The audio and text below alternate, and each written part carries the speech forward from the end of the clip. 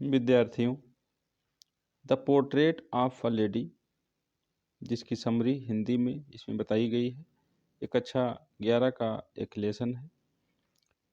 The portrait of a lady प्रथम पुरुष में लिखी गई है और यह जीवनी की तरह है। इस कहानी में लेखक अपनी दादी का एक विस्तृत विस्तृत विवरण देता है। इसके लेखक श्रीमान खुशवंत सिंह जी हैं, जिसके साथ उनका एक लंबा रिश्ता रहा था। खुशवंत सिंह अपनी दादी को छोटी मोटी और थोड़ी झुकी हुई महिला के रूप में याद करते हैं। उन्हें याद करते हुए उनके बारे में लिखते हैं। उसके चांदी जैसे बाल थे, सफ़ेद बाल, जिस उसके झुर्रियों वाले चेहरे पर असमय बिखरे रहते थे।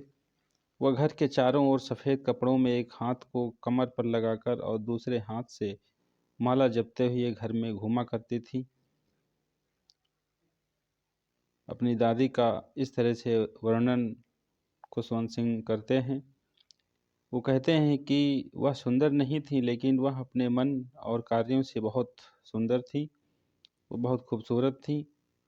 वह उनके निर्मल चेहरे की तुलना सर्दियों के परिदृश्य से करते हैं।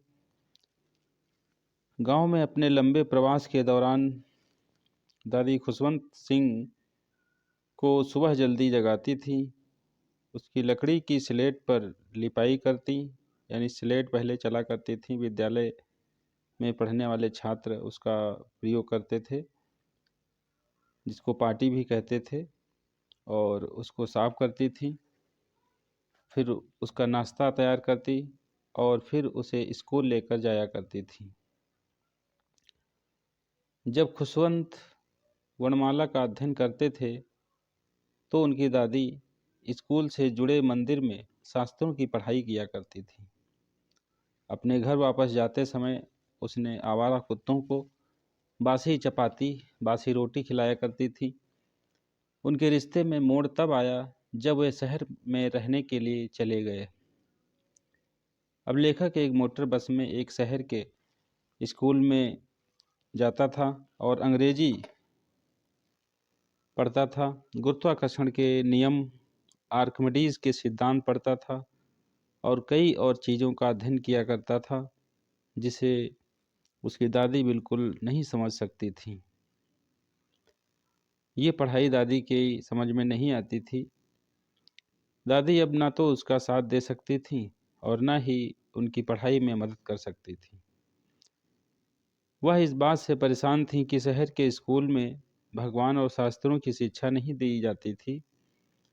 इसके बजाय उन्हें संगीत का पाठ पढ़ाया जाता था, जो उनके अनुसार ठीक नहीं था, सज्जनता के खिलाफ था। जब खुशवंत सिंह एक विश्वविद्यालय में गए और बड़े हुए तो विश्वविद्यालय में एडमिशन लिया तो उन्हें एक अलग कमरा दिया गया। उनकी दोस्ती की सामान्य कड़ी थी। दादी ने अब बात करना भी बंद कर दिया। वह अपना अधिकांश समय अपने चरखे के पास बैठकर पूजा पाठ किया करती और दोपहर में गौरैया को खाना खिलाया करती थी। पूरी दोपहरी चिड़ियों को दाना देने में बिताती थी वो। जब लेखक विदेश के लिए रवाना हुआ तो दादी परेशान नहीं हुई, बल्कि उसने उसे रेलवे स्टेशन पर देखा। दादी स्टेशन पर उसे छोड़ने के लिए आई।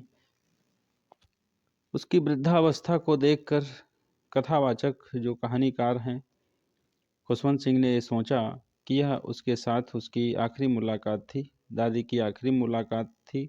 लेकिन उनकी सोच के विपरीत जब वह 5 साल की अवधि के बाद लौटे तो दादी उन्हें फिर रिसीव करने के लिए स्टेशन पर पहुंच गईं। उसने पड़ोस की महिलाओं के साथ एक पुराने जीर्ण ड्रम पर योद्धाओं के घर आने के गीत गाकर उत्सव मनाया, बाजा बजाकर उत्सव मनाया, गीत गाकर उत्सव मनाया कि उनका पोता घर वापस आया था। अगली सुबह वह बीमार हो गई। हालांकि डॉक्टर ने कहा कि यह एक हल्का बुखार था और जल्द ही वह चली जाएंगी। वह सोच सकता था कि उनका अंत निकट आ गया था। वह किसी से बात करने के लिए समय बर्बाद नहीं करना चाहती थी।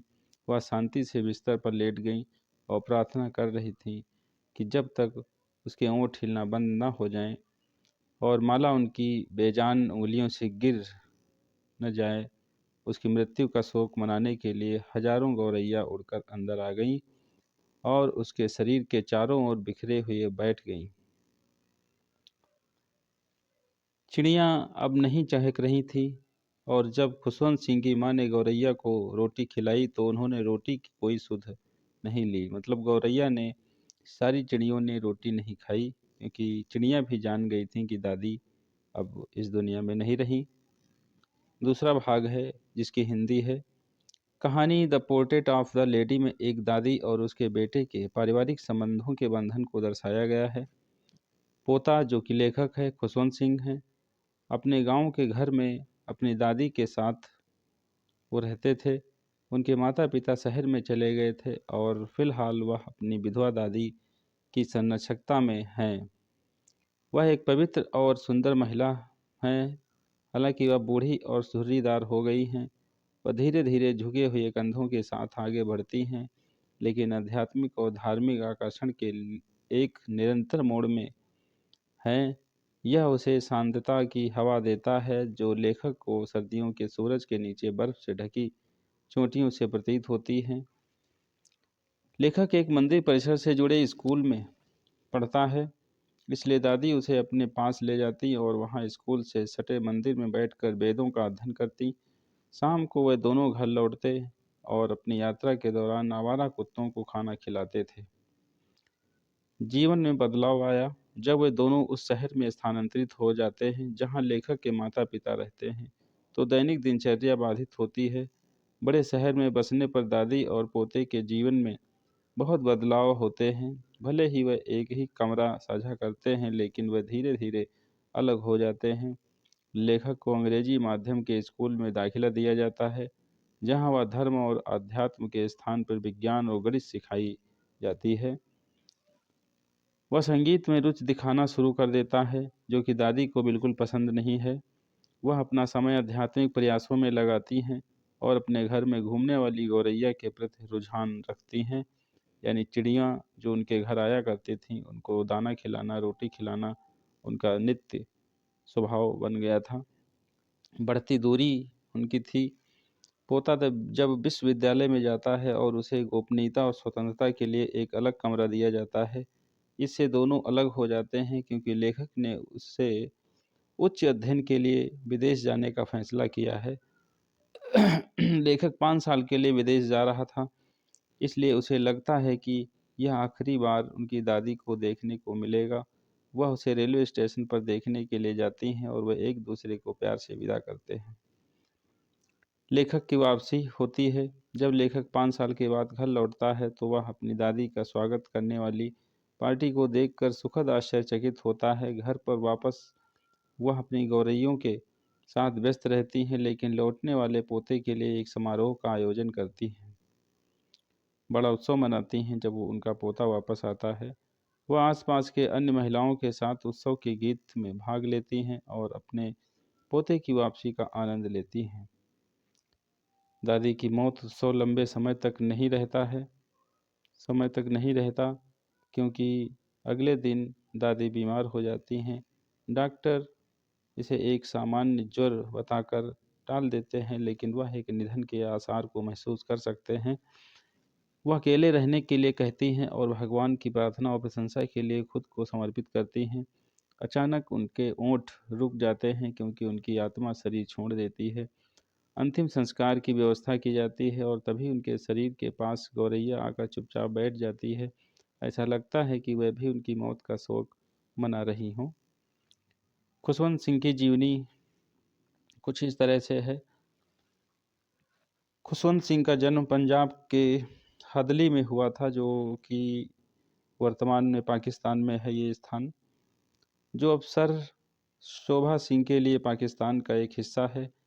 उनके पिता अपने समय के सबसे प्रमुख बिल्डरों में से एक थे और लुटियन के दिल्ली में काम करने के लिए इस्तेमाल करते थे। सिंह ने नई दिल्ली में मॉडर्न स्कूल में अपनी शिक्षा प्राप्त की। उन्होंने लाहौर में सरकारी कॉलेज से अपनी उच्च शिक्षा प्राप्त की और बाद में नई दिल्ली में सेंट स्टीफन्स कॉलेज और लंदन के किंग्स कॉलेज में पढ़ाई की।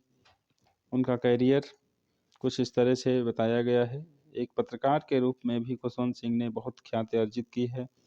1951 में वे आकाशवाणी से जुड़े थे और 1951 से 1953 तक भारत सरकार के पत्र योजना का संपादन किया। 1980 तक मुंबई से प्रकाशित प्रसिद्ध अंग्रेजी साप्ताहिक इलस्ट्रेटेड वीकली ऑफ इंडिया और न्यू हेल्डी के संपादक रहे। 1983 तक दिल्ली के प्रमुख अंग्रेजी दैनिक हिंदुस्तान टाइम्स के संपादक भी वही रहे। तभी से वे प्रति सप्ताह एक लोकप्रिय कॉलम लिखते हैं जो अनेक भाषाओं के दैनिक पत्रों में प्रकाशित होता है। खुशवंत सिंह उपन्यासकार, इतिहासकार और राजनैतिक विश्लेषक के रूप में विख्यात रहे हैं। साल 1947 से कुछ सालों तक खुशवंत सिंह ने भारत के विदेश मंत्रालय में महत्वपूर्ण पदों पर कार्य किया। 1980 से 1986 तक वे राज्यसभा के मनोनीत सदस्य भी रहे।